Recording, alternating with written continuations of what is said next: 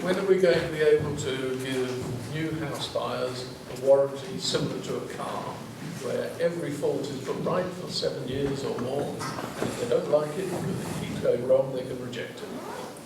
What do you reckon, guys? Is that something that's going to happen in the industry? I think there's certainly changes in that sector. So on the private renter sector side of things, obviously the warranty model is quite different, because obviously the actual building is owned by somebody else, and actually that's become quite a challenge for us, because there all seems to be all sorts of different routes in that. I think in perhaps the for sale side of things, there does seem to be a bit of a change in that perception, and actually, are there different ways of providing that warranty? Are there enhanced cover and that kind of thing? I think that baseline of where we are at the moment probably isn't going to change in the immediate sense, but going forward, there does seem to be a different level going forward, which perhaps some house developers may want to use. Do you think there's sort of a lack there in terms of the consumer being able to Definitely, yes. Yeah. Yeah. So something needs to change there. Something's got to change quite dramatically. I think if we're going to talk of quality and trust and certifying by outside bodies, I see people who've got problems with the structure of a house within relatively short time, and you've got serious faults, and you've got various certifying bodies and some of the bodies that have been doing building control work as well, and they just wash their hands with it. They say, well, no, if it hasn't actually fallen down, we're not interested. I think there's a couple of interesting points which you raised in the presentation about the power of social media at the moment, driving that in terms of, and on the agriculture point, I thought Gwyn's comment about the more we make it transparent, so can you have some of the metrics which have been talked about linked to things like libraries. So when you're buying a house, you can see about how close it is to a school or a transport hub, but also the quality of that building or some of the values like savings, etc. I think that transparency is going to become really, really important. Yeah, because if you look 15 years ago, I think we'd probably have a car park full of perhaps Vauxhall cars. We don't anymore. There's a reason why, and I think it's that transparency. People started talking to each other, realising that those cars were not delivering in terms of that quality and performance and everything. Now you see a car park of Japanese and German cars, and you know that's the reasons why. It's that consumer drive that's changed that. Yeah. Just building on that one. Great, please do. There's been some quite negative press regarding the role of NHBC in recent weeks, particularly potential accusations around lack of independence. Bearing in mind that NHBC is largely funded by the volume house builders, and there's a question mark over what does it really mean anything. So in terms of consumers calling down an NHBC warranty, have they been able to actually get any meaningful recourse? I think it's symptomatic of a deeper issue without wanting to single out a particular organisation. There's lots of vested interests and conflicts in the industry. And I think it's going to come down to consumers pushing for that change to independence. Great. During the Construction Leadership Council, we're trying to work with the NHBC related to that. But as I said in my presentation, we're trying to talk about quality rather than defects. And actually NHBC talk about defects, but because of that, it's a negative message to the marketplace. And they're, of course, afraid to look at opening that out as a set of data to the wider industry to look at. So we're trying to take some leadership and help them to open up their data sets so we can start to understand the independence of it and then help to improve it. Mine's quite a general thing really, and it comes back to both, when you're talking about the final quality and actually when you talk about skill storage, it's not just skill storage. If you look at a site today with, let's say, it's a volume house, 250 units, on a medium-sized scale, you've got maybe 250 guys working on that site, and it's most of the modern build method is 250 individuals. Yes. No one's interested, actually, broadly. Yeah. They'll turn up, they'll work for 3 quarters a day if they can. Yeah. If they work for less, they can get away with it. And this is that we've got to, in order to achieve what's been talked about, we've got to get it absolutely down to brass tacks and work out what we're going to do at a grassroots level to deliver people who actually are individually joining up to the next person to actually deliver something that's actually as a whole, because we don't. That's the biggest quality problem. Yes. in this industry. There was a point, I think, Mark, Yeah, absolutely. it's made in his presentation, That's what's it's about happening. fragmentation, isn't it? How are we going to drive that in? Because we're never going to get to the quality mark until we get to grassroots Okay. and basic Yeah, quality. I absolutely agree, 100%. And I think it's not a quick fix. I think, unfortunately, the way that the labour market has evolved in UK construction, and it's evolved over a long time, it's evolved in a particular way for good reasons, particularly around volatility, the boom-bust nature of the sector has driven a high level of casual labour, self-employment, lack of incentive to PAYE, albeit that might be under pressure with recent developments around Pimlico plumbers, Uber, lots of court cases playing out at the moment, and I'm quite interested. But yeah, you know, what I sense, I still go to lots of building sites. I think it's important personally to keep connected with the construction projects my business is involved with, and what I see are lots of people that are not joined up, that have lack of work ethic, that haven't got pride in what they're doing. Now, I don't want to overgeneralise that's a sweeping statement, but we do have a problem, and it's uncomfortable to say it, in that going back to my point about the calibre of people coming into our industry, I think it is actually, it's not high enough. We need to be looking right across from trade level working into professions as well, about people that are really aspiring to make a difference, so people that are proud of the jobs they've worked on. I always quote the case of my father was a stonemason. The reason I'm in the construction industry is my dad was a stonemason. Used to take me to construction sites on Saturday mornings as a boy, before the days of health and safety and whatnot. And he just was passionate. He used to talk about jobs. He used to go around London talking about jobs he worked on. I don't think we have enough of that anymore. I don't think the culture is there around people being proud of what they're doing. And the self-employment piece is right behind that. And I think particularly in boom times where financial imperative is such that people, as you say, if they can get away with doing, you know, part of the day, they will. You know, I've got lots of anecdotes of contractors and developers saying that guys just phone up, you know, they missed their train, so rather than getting the train after, they just turn around and go home and say, oh no, I can't be bothered. We've got an industry underpinned by that level of work ethic and motivation, we've got a problem.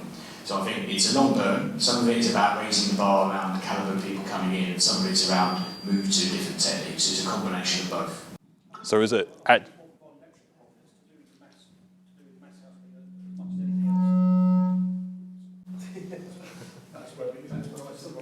It's in the massive, in the smaller, more, you know, residential market, you know, staying below 20 or 30 units, you've got a chance at actually delivering a product that would meet the standards required. But I think, and the largest standards, it's spread too thin.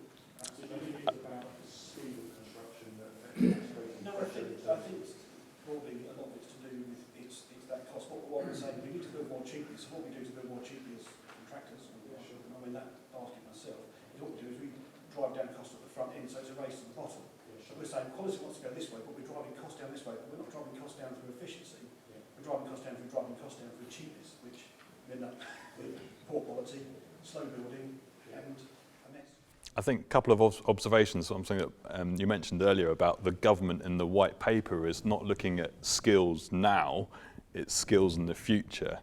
And I heard Mark Stone from Crest on the radio the other day, and they visited, he was talking about and the impact of Brexit upon all this, and he was looking at the labour levels on sites in London. So in London, maybe it's around 60-70%, the Eastern European labour. Maybe outside London, it's around 30%. They went to a factory and it was running at 90%. My observation, and perhaps hearing some of the conversations in the US about bringing jobs back to the US and that kind of thing as well, actually people are saying that those jobs are not going to be for people, they're going to be for machines. And actually, is that what we mean by diversification of labour, that it's not people that's putting stuff together, it's machines that are putting it together. And actually a lot of those jobs just won't exist in future, and it will be machines and doing it. And then we have that diversification of skills that actually it's software providers, designers, salespeople, those kind of skills that actually will, and people ensuring that actually it all can be delivered and put together, not physically put together, but more in a process sense that actually we need to be looking at. More questions? I've got one. If we get something. Sorry. So actually, response to that question, which is quite interesting. AutoCAD didn't replace architects; it changed the way they work. Robots didn't replace people in car factories; they simply do different tasks. Yeah. Construction industrialisation create a demand for labour which is doing different tasks than what they're doing at the moment. Yeah. We actually don't know what that will actually be. So this is almost like a comment on Julie's response. I think the challenge is actually developing that labour force and actually defining, and I think probably everybody in the room could actually have some sort of input and some sort of impact on that. I think that's a really important point. I think Mark raised it as well. I think there's something that you raised in your presentation about BIM, and I was going to make a point at the end, but I actually think BIM is misunderstood sometimes. Sometimes it is more a cultural change. BIM won't replace architects. No. No. It could replace people like quantity surveys. It could, yeah. So actually when you start to look at some of the changes going on in the industry, I don't think we're always conscious about the change that might happen in areas. Yeah, you know, the point about QSing as a profession, I'm a QS and I have started up businesses that's just over a year old, but I was very conscious when I set my business up that we were going to be doing QSing in 5 years' time.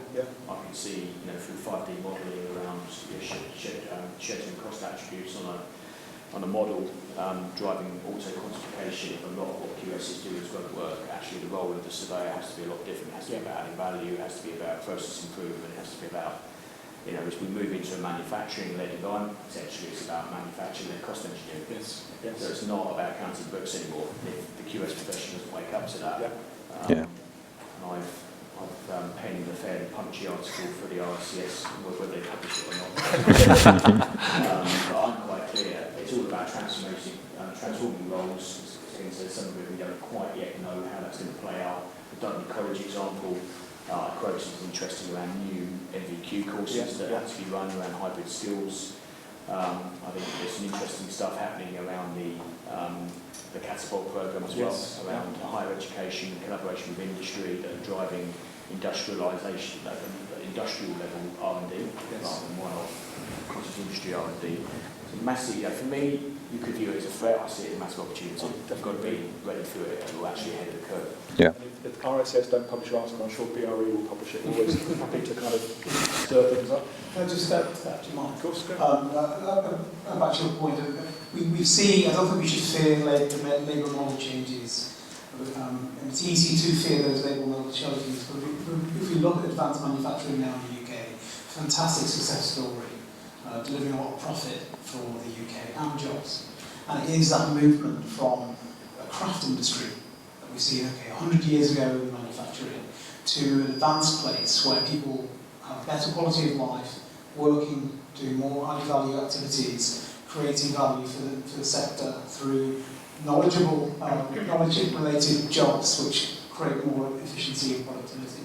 I don't think we should fear that, we should actually embrace it. It's a hard message for a lot of people, but it's actually the right message to move this sector forward, and we've got the opportunity to be one of the leaders around the world to do this as well, because we know it works.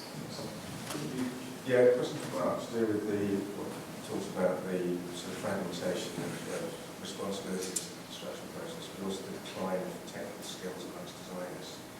Is there not a danger, because you were referring to changes in procurement, what still affects the traditional construction methods, the DB, contractor design portion, so designers step back from getting sort of properly embracing technical issues. Is there not a danger if we move to a more industrialised process, which I fully support, that then becomes the business of proprietary manufacturers, and designers find it even harder to understand all the techniques involved and take full responsibility? Yeah, it's a valid point. I think the role of the architects and probably structural, mechanical, electrical engineers going forward could well change as much as the QS. And I think, if we do have the advent of a pre-manufacturing-led sector or hybrid sectors, then it's quite clear that the role of designers in that changes, particularly the proprietary systems where there's actually lots of standard details and lots of things that actually are just called off through automated models, etc. And what it does, it will lead to probably a polarisation of the architecture market towards what I would call engineering-led architecture and planning-led architecture. Because one of the key challenges we have, I think, in terms of making pre-manufacturing acceptable is to overcome this perception issue as to what these buildings look like. And I think there is still just a vernacular that people assume is going to look like a, and I think, you know, the fact that every piece in the news that's about my review has an image of Tom Bloxham's house being craned in, or Vision's pocket living scheme, and they're both great for what they do, but it's created a vernacular perception that I think architects have got a whole new opportunity around how you work with DFMA and try and drive mass customisation. That's what I would term it as. So it's not cookie cutter, you're actually taking components of standardisation and addressing it in a way from an urban planning and town planning perspective, absolutely acceptable. And that, I think, is different to the engineering-led architecture that happens in the factory, which is probably about dimensioning, it's about fitting out the units, it's about a level of detail that perhaps is divorced. And so yes, I suppose in answer to your question, it will polarise, and you can choose which one you want to go for, and some architects may well be comfortable doing both. But for me, we've got to be clear and be honest about who's good at what. Lots of people saying they're doing certain things, in reality, it's the point of failure. And I see it on jobs, and you know, we've got examples where architects are actually making conscious decisions not to want to do beyond level 3+ now in the new IBM plan of work, because actually they're struggling to achieve it, and just being honest about it. And I think we just need to have some honesty around who's specialising in different parts of design. Great, thank you. I'm going to close it there because I know we've overrun, so I want to give you time to grab a coffee. Also time as well to speak to the speakers on a one-to-one basis if you want to. So coffee's outside. If you just come back at 11:35, I think it is. So we'll probably start there. But thanks again for a great